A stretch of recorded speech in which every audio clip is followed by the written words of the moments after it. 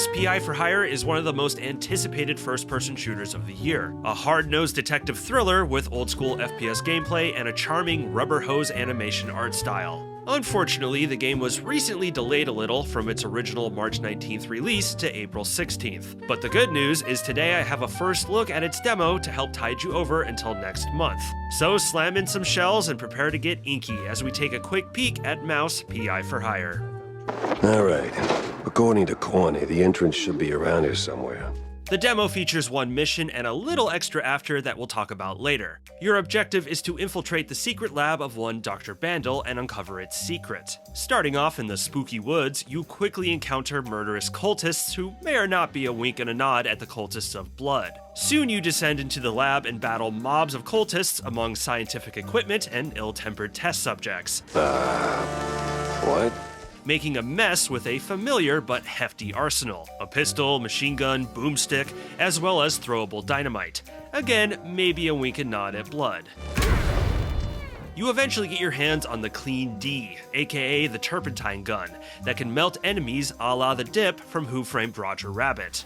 Ladies and gentlemen, prepare to be annihilated. Throughout the lab, you also battle a series of robotic prototype bosses. Enjoyable fights that keep you moving and jumping as the attacks range from rotating lasers to bombs with legs that will chase you. These are the kinds of boss fights I like to see in first-person shooters. But let's cut to the chase of what is the standout feature of Mouse, the art style. So far, the rubber hose visuals on display are magnificent, emulating the classic animated films of the 1920s and 30s. The animations are the big thing to highlight. The way your weapons wiggle and waggle when you equip them is so cool. In fact, one of the more entertaining things in this demo for me was just cycling through my weapons and seeing how smooth they animated.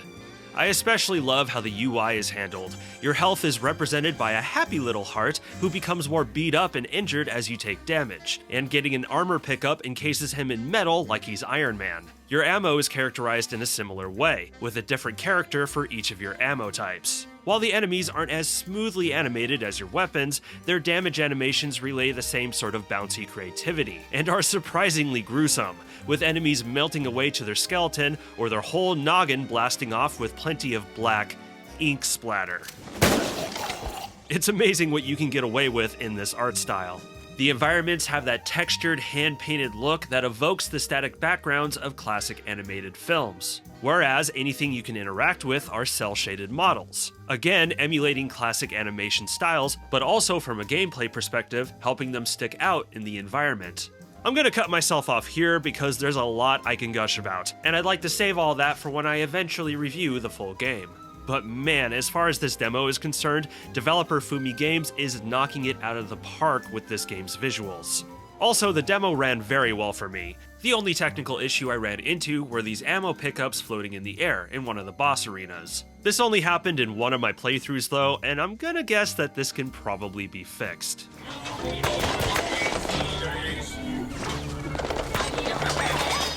As far as gameplay goes, I would say most of my boxes are being checked so far. I had a lot of freedom in my movement, able to spring around some of the larger areas and dodge projectiles, and the enemies are smarter than they seem. One of them kicked an explosive barrel towards me that exploded and lit everything on fire. And while the throwable dynamite can wreck a mob of goons, the shield-carrying enemies will quickly take cover from it, at the expense of their shield, of course.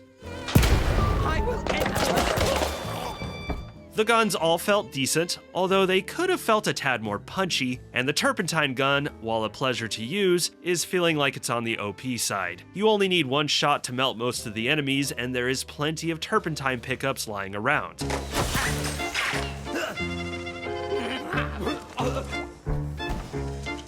There was a cute minigame where you can pick locks with your tail, guiding it through like it's Snake. It's fun, very clever, not terribly difficult though, and I'm hoping the complexity of it increases throughout the game. In fact, I did run into a rather tricky lock towards the end of the demo that hinted as such.